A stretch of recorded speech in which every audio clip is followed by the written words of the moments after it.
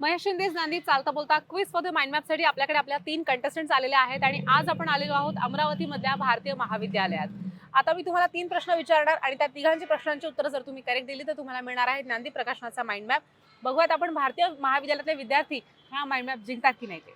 So माझा पहिला प्रश्न आहे, पृथ्वी स्वतःभोवती जे फिरते त्या कन्सेप्टला काय म्हणतात? रिव्हॉल्विंग. तुम्ही काहीतरी बोलला होता.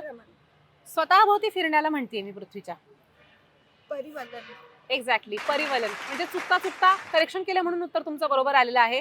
माझा दुसरा प्रश्न, पीपल्स एज्युकेशन सोसायटीची स्थापना कुणी केलेली आहे?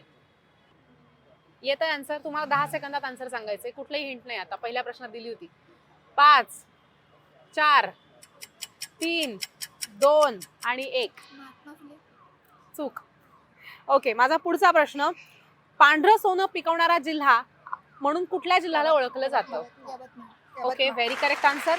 ओके, 3 पैकी एका प्रश्नाचं उत्तर नाही आलेलं, दोघांचे दिलेले. आता तुम्हाला एक चौथा प्रश्न ॲज अ लाईफलाईन विचारते.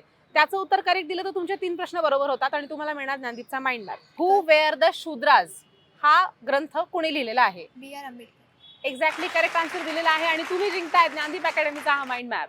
विज्ञान विषयाचा हा माइंड मॅप तुम्हाला मिळतोय ज्ञानदीप अकॅडमीकडनं.